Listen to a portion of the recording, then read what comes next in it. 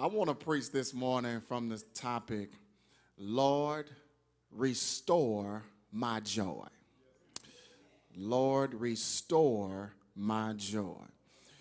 We've been teaching over the past 2 weeks in our Bible study about how what it looks like for a church to mature in faith. And one of the things that we have been teaching, and the first principle that I have shared with the church, is that a maturing church is a joyful church. In other words, the people of God ought to have joy. Joy is not a word that we ought to throw out so loosely. This is not a joy that comes from external circumstances being what you want them to be. Now, it doesn't mean that everything in life is going your way.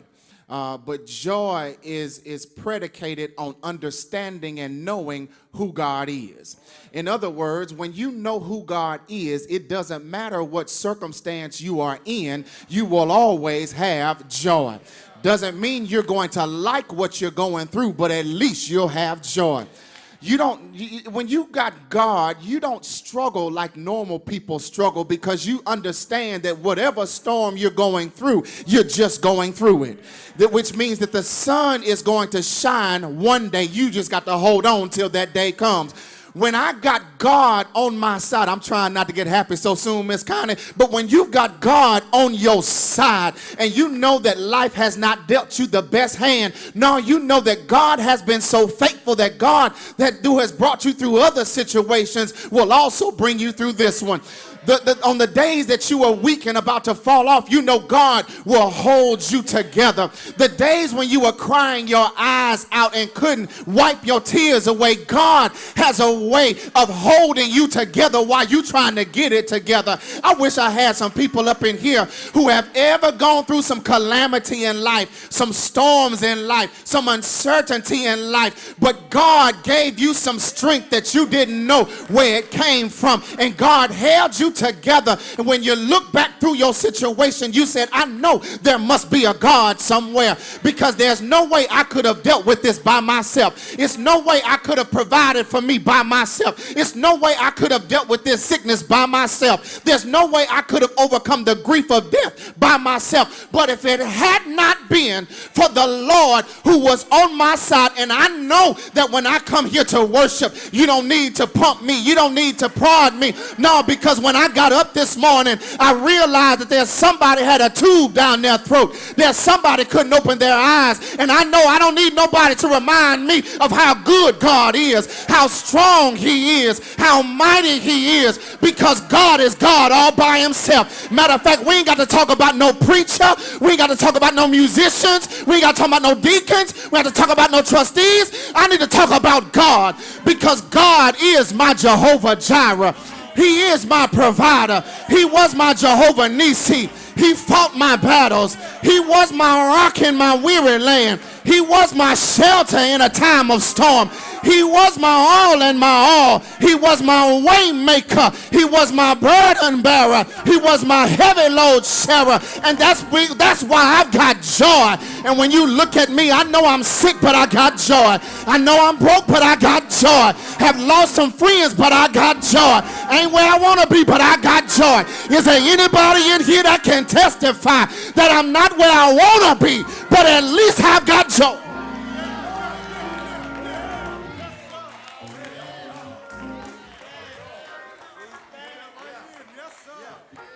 No, it's not predicated on what's happening, because joy does not occur because of what's happening, because not everything that's happening is joyful. Oh, no, that's happiness. And if you confuse happiness and joy, you're not going to understand what I'm talking about. But this joy I got, it didn't come from finances. It didn't come from a nice pursuit. Didn't come from no shiny shoes. Didn't come from no house. No, this joy I have, the world didn't give it to me. And that's why none of y'all can ever take it away. Have I got any help up in here? Do I have anybody who's ever had some haters in your life? Somebody who's always been trying to bring you down. But the more they tried to bring you down, God kept lifting you up. The more they tried to backstab you, the more God began to cover you. the more they tried to expose you, the more God began to deliver you. Is there anybody? Oh! He will restore your joy. Yes, he will. Oh, I'm trying not to get happy, but he'll do it.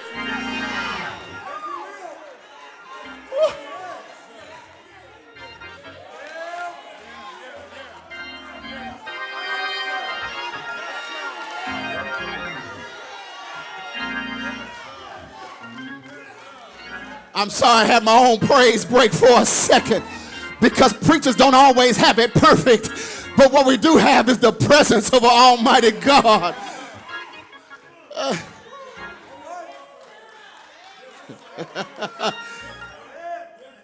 Lord, restore my joy. But there are times in your life as a believer where the devil will try to steal your joy. And there are times as a believer that sometimes you will give your joy away. Come journey with me in the text as we look at Psalm 51. This is a very familiar psalm. Brother Counts, David, who's the king of Israel, who was given charge to unite the northern and southern kingdoms of Israel and Judah, whom God had anointed from his youth, who has been called with purpose, whom God has a plan for. He finds himself, he experiences the joy of God in his salvation early in his life. He knows what it feels like to walk with God. He has had the joy of his salvation. In other words, he has had a touch and a conversation with God.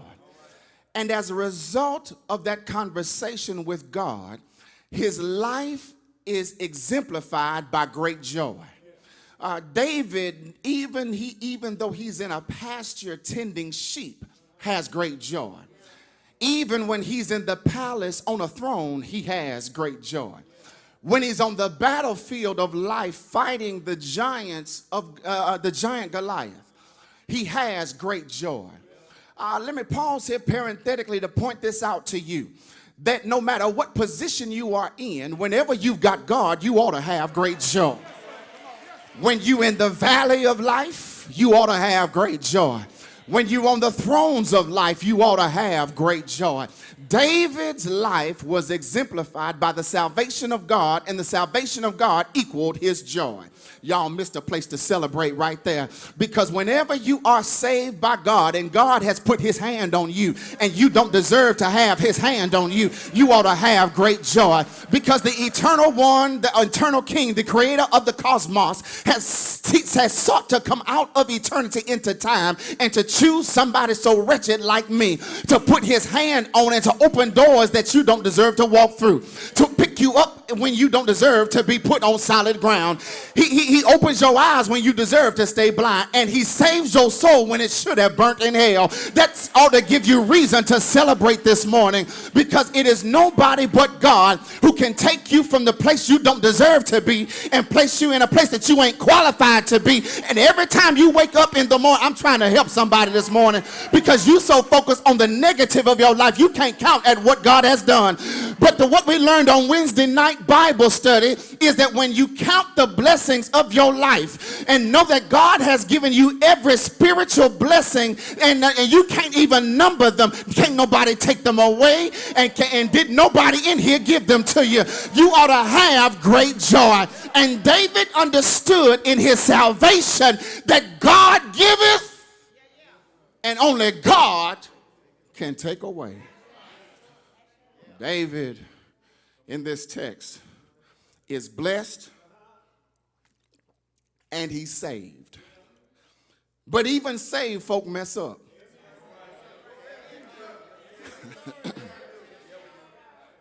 Even saved folk mess up. I don't care how big your Bible is, you're going to mess up. I don't care how many years you've been preaching, Pastor King, you gonna mess up. Ministers up in here on the rostrum, I don't care how gifted you are, you gonna mess up. Choir, I don't care how anointed your voice is, you are going to mess up. I don't care how long you've been a ministry leader, deacons, I don't care if you were the first deacon and the inaugural deacon, you are going to mess up. And sometimes your mess ups can take your joy. Yeah, I wish I had some help right there. Have you ever been on a mountaintop 1 minute and then you mess up and find yourself in a valley and have lost your joy?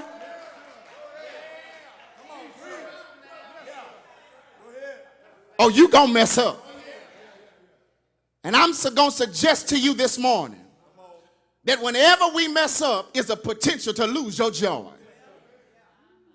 Now, I could go there briefly because it's a whole lot of unjoyful folk in the church, which suggests to me theologically and logically that there's a whole lot of folk that mess up in the church. David had messed up in Psalm 51. Those of you who know the story know that he was supposed to be on the battlefield, supposed to be out there with his troops. And the Bible says he found himself in his room looking out his window at night. When he should have been fighting, he was out looking. And let me tell you something, church. Whenever you ain't where you supposed to be, you're going to always find yourself in a position to mess up. I should have been in church, but I slept in. Mess up. I should have been praying, but I was watching another episode of Game of Thrones. Mess up. Whenever you out of position is the potential for a mess up. Husbands who don't pray, mess up. Wives who don't encourage, mess up. Children who don't obey and submit, mess up. Leaders who don't lead, mess up. Preachers who don't want to preach, mess up. Folk in the church who all they do is come and don't do nothing, mess up. Whenever you out of position, there's a potential for a mess up.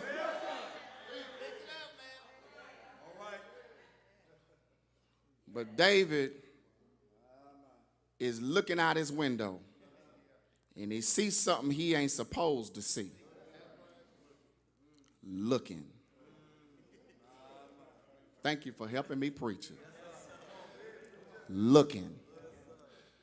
And looking turned to wanting. And all you folk talking about a look ain't never hurt nobody, that's just look at the text.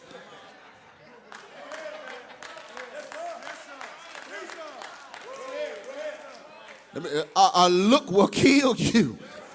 A look will, a look will tear you apart. A look will cause you to lose your job. A look will cause you to forfeit God's blessing. One look will change the rest of your life potentially.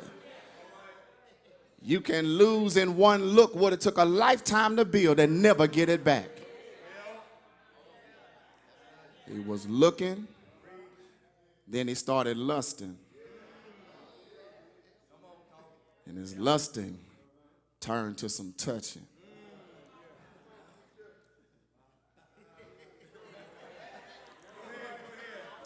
Because I'm about to chase a rabbit trail. Y'all ain't going to get me like that.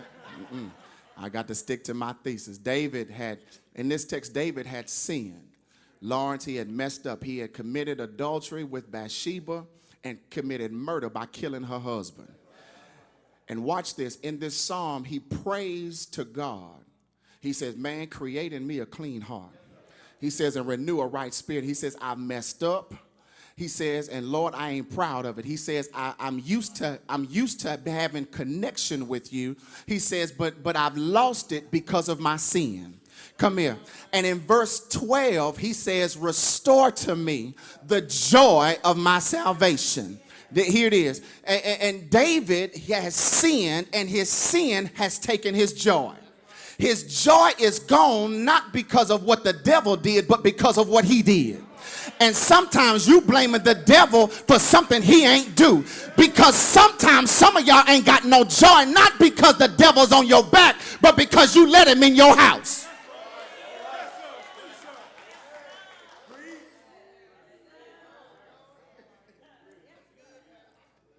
And he says, restore to me the joy of my salvation, which suggests to us that he lost something he had once had. Because you don't need restoration if you ain't never lost nothing.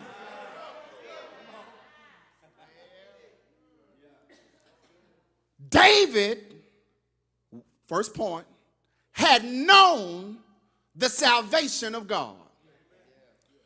And his salvation, Deacon Connor, is what gave him joy. Because in verse 12, in its entirety, he says, restore to me the joy of salvation, which suggests to us that it's hard for a saved person not to have joy. Which means that if I'm saved and not caught up in sin, I ought to have some joy. If I'm saved and don't have joy, then I might have some unconfessed sin. Oh yeah, it's tight. It's going to get tighter because as soon as I start talking about sin, y'all start getting quiet. I start talking about God restoring, and I start talking about how God picked you up and turned you around, and y'all start shouting up in here. But when I start talking about how you have given your joy away because of your sin, then everybody get quiet. But let me help you understand something. I'm thanking God today because he don't ever leave you where you want to stay. No, he loves you enough to come meet you where you are, pull you out of the miry clay and put you on a rock where your feet can stand. Have I got any help up in here? You ought to know that God is a restoring God. God will restore the joy of your salvation. The word restore, which is where I want to hang my hat for the next 8 minutes. The word restore suggests to us, Deacon Kennedy, that he had once had possession of it. Which means David had once had joy. And if you've ever had joy, then you sure don't want to lose joy. I wish I had some help up in here. I wish I could talk to some people who've ever lost something that they wish they ain't never lost. I wish I could talk to some people who had ever had possession of something only to have it taken from you, only to have it not ever given back to you, and then know what it feels like not to have been restored. David had once had joy, and whenever you've had joy, you in God, you don't ever want to be without it, because sometimes it's the joy that you have that holds you in place when you want to throw in the towel. It's the joy you have that keeps you serving when everybody else wants to give up. It's the joy you have that keeps you preaching when nobody wants to say amen or folk don't get saved. It's the joy we have on the inside that holds us when we want to fall apart. As a matter of fact, when you search the Psalms, you can see that David had once had joy. Matter of fact, in Psalm 23, verse 5, he says, my cup runneth over.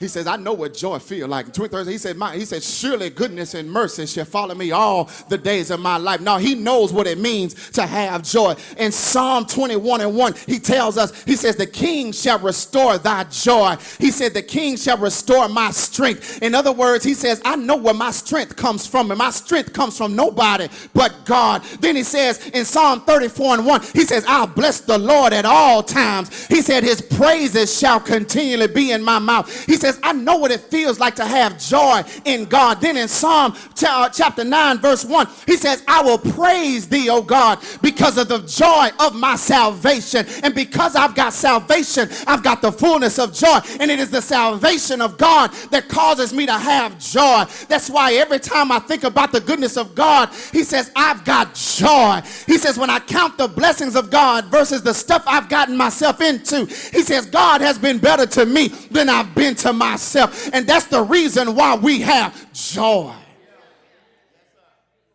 Yeah, David had a good reason to have joy, because David had been forgiven of his sins.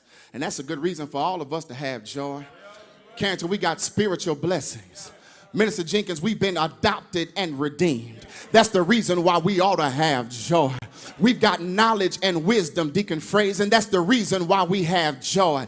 We've been given grace and mercy. That's the reason we ought to have joy. As a matter of fact, you ought not come to church and start thinking about all the problems you have. You ought to think about all the promises God has given you. And when you start thinking about the promises of God over the problems of the world, now you ought to have great joy, because the reality is God has been good to you. And if you can't get happy for nothing more than the goodness of God, God has been good to you. You ought not sit here and act like God has not done nothing for you. No, God has been good to you. Matter of fact, he's forgiven you of your sins. I can't get happy right there, but he has cleansed you from your unrighteousness. He's healed your body. He's provided your needs. He's opened your blinded eyes. He's brought in your wayward children. He's given you health, life, and strength. He's given you a mouth to speak and a heart to feel. Is there anybody in here that knows that God is a God that is good to each and every one of us? David had known salvation, but he had lost his joy. But he had good reason to ask for restoration, because he knew previously what it felt like to be in connection with God, and he never wanted sin to separate him from God. And so David begins to ask in verse 12, or petition. He says, restore to me. He had known it before, and then he had lost the joy of his salvation. The word restore not only indicates that he once had it, but it also indicates that he don't have it now. He once had it, but what he recognizes what he doesn't have now. And watch the text. He knows what it feels like to have joy, but now he doesn't have it, but he's not willing to stay where he is, where he doesn't have it anymore. And the word for many of us today is that you ought not be content not having joy. David got a lot of friends. He's got a cabinet of administrators. He's got money. He's got position. He's got title. He's got power, but he don't have joy. He has all the things the world can give, but he don't have joy. And so many of us come to church and you want God to give you what the world can give, but what you don't ask for is joy. David, at this point in his life, he doesn't have what he used to have. He's filled with gloom. He's filled with uncertainty. He's filled with hurt and brokenness. He's burdened, and he don't have joy. He's pouting when he used to be praising. He doesn't have joy. And when we look at our lives, ladies and gentlemen, some of us have lost our joy.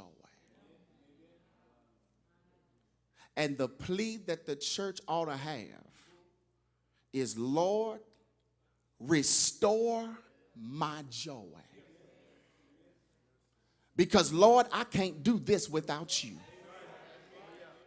Lord, I messed up, and my mess up has caused me to lose my joy. Restore to me the joy of what I once felt when I first was touched by you. Lord, I need you. Not tomorrow, not next year. I need you right now. Bring back to me the moment when you wash my sins away. Lord, put me back together again like you did when I first confessed my sins. Lord, help me to feel your security and eternal comfort the way I felt it when I first gave my heart to you. Lord, restore me. The joy of my salvation. But look at this word restore carefully, ladies and gentlemen. Because you can't restore what you ain't never had.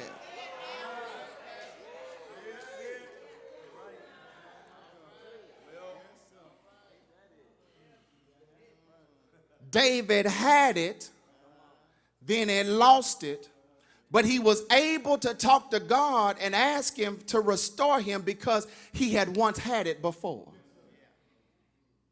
Watch this. But both situations, whether you had it or you didn't have it, you can get it if you ask for it. So it doesn't matter if you once had joy but lost it, or if you never had it at all. The process for having joy is still the same. Lord, restore to me the joy of my salvation.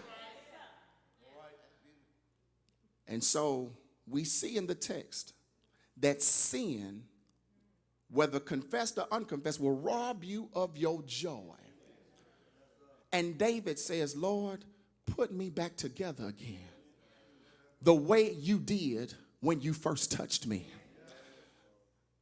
He says, restore to me. And that's the message that some of us need to have today. Lord, give me back what I once had in you. Lord, take me back to my first love, which is you. Lord, open my heart that I may feel and understand and know who you are in all of your splendor. Lord, restore to me the joy of my salvation. But here is the word restore also means not only did he once have it, not only did he not have it again, but it also suggests to us that he longed for it. If you really want joy, church, you got to really want it. Because can't nobody take your joy but you. Once God give it, no, you got it. You just got to hold on to it. Y'all missed a place to celebrate right there. Because I'm not going to let no bills take my joy. I'm not going to let life take my joy. I know that, listen, all of us got to die one day unless Jesus should come back right now. So I'm not going to let death of loved ones take my joy. I may hurt for a while, but I'm not going to let that take my joy. I'm not going to let people rob me of my joy. I'm not going to let situations or society rob me of my joy. I'm not going to let church folk rob me of my joy. As a matter of fact, one thing I'm going to do when I get down and out and when I get frustrated with life, I'm going to start remembering what the Lord has done for me. And that's what David does in this particular text. The way David gets his joy restored is first, he confesses that he messed up. And if you ever want your joy restored, church, you got to confess your mess ups, because God is the God that will make up your mess ups. Have I got a witness in here? You ought to celebrate right there, because none of us in here have done it all right. But when we confessed our sins, he was faithful and just to forgive us of our sin and to cleanse us from all unrighteousness. I know when I was out there in the world, all I had to do was say, Lord, I did it, but I'm not proud of it. Lord, I need you to restore me. Lord, I've been some places I shouldn't have been, but I need you to restore me. I've said some things I shouldn't have said, but Lord, I need you to restore me. I've thought some things I shouldn't have thought, but I need you to restore me. Is there anybody in here that knows the power of confession? No, I don't walk up here on rose petals. No, I don't have wings and I don't have a straight halo. But what I do have is a mouth that can confess my sins, and I can confess the fact that God is good. He's faithful when I'm not. He's just when I'm not. He's loving when I'm not. He's forgiving when I'm not. Have I got anybody in here that can testify that God has been better to you than you've been to yourself, and you don't deserve to have the righteousness of God, but God in his sovereign love for you put his hand on you. He protected you. He provided for you, made a way for you. He held you. He put you together again. He fixed your mind. He cleansed your heart. He restored your soul. He saved your spirit. Is there anybody in here that can testify that I don't look like what I've been through? I've been through some hard times, but I've been restored. I've been through some rough times, but I've been restored. I've been sick, but I've been restored. I've been all the way down, but I've been restored. I've had a troubled mind, but I've been restored. I've lost some loved ones, but I've been restored. I've been broke, but I've been restored. Had some problems, but I've been restored. Is there anybody in here that can testify that the Lord is a restoring God? That I had to open my mouth, but I came to Jesus just as I was, weary, wounded, and sad. But I found in him a restoring place, and he's made me glad. Have I got a witness in here? He smoothed me out. He buffed me out. He sanded me out. He made my rough places plain. He made my crooked places straight. He made my dark paths clear. He made the closed places open. Have I got anybody in here that knows that God will restore you? But you got to confess your sins. You got to come to him by faith. You got to believe that God is who he says he is. And that's what David did. He believed that he was a way maker because he made a way for Moses. He believed that God could open doors for him because he did it for Abraham. He believed that God could pick you up because he touched him in the valley. He believed that he was a giant killer because he caused him to kill Goliath. He believed that he could cause him to walk on dry land because he did it for Joshua. He believed that he could fight his battles because he did it for Gideon.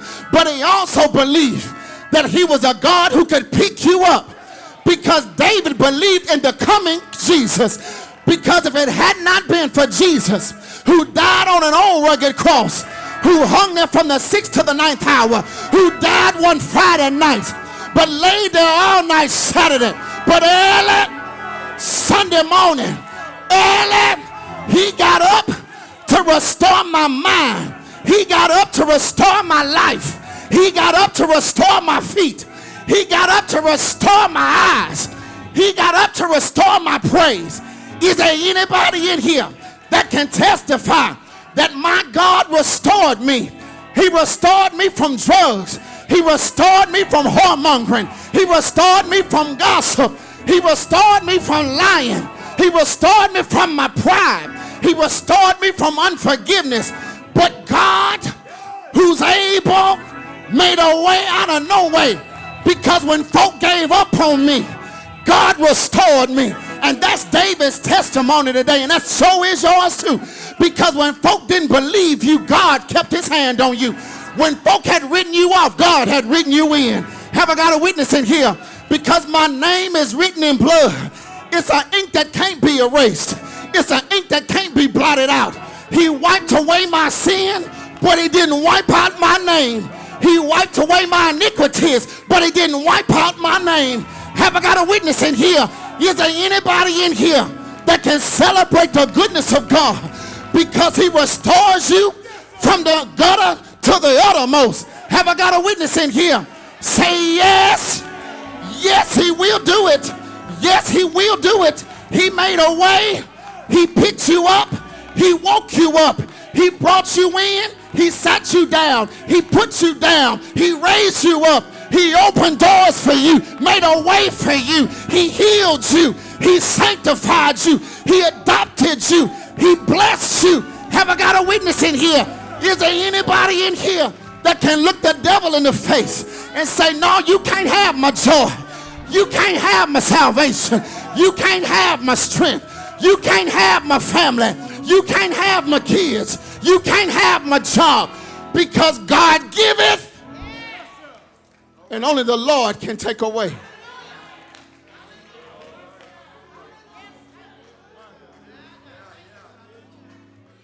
God will restore you. But you got to confess. You got to know he is. You got to believe it by faith. You can confess it. You got to know who he is. Because your restoration don't come from nobody but God. He didn't go seek the approval of men. He wanted the approval of God. He didn't need affirmation from people. He wanted affirmation from God. Stop looking at other people to measure your own place in Jesus.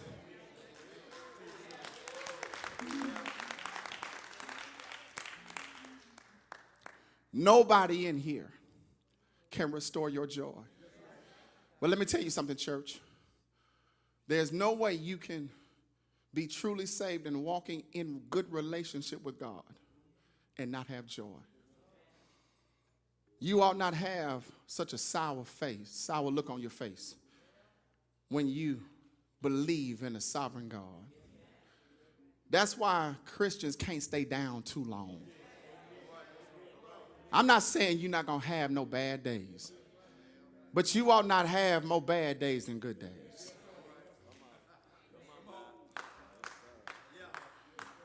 I don't care how tired you are, preachers, because you're going to get tired laboring in ministry. But don't you ever stand up here and not have the joy of your salvation. Deacons, let me tell you something. You will be challenged and tested. But don't you ever be found guilty of not serving in the joy of your salvation. Choir, I know your task is great to set an atmosphere for worship. But don't you ever get found guilty of not serving in the singing in the joy of your salvation. If you're living in amnesia and have forgotten how good God is, sit down. Ushers, ministry leaders, this church will never grow up in joy of their salvation if you don't demonstrate joy in your serving.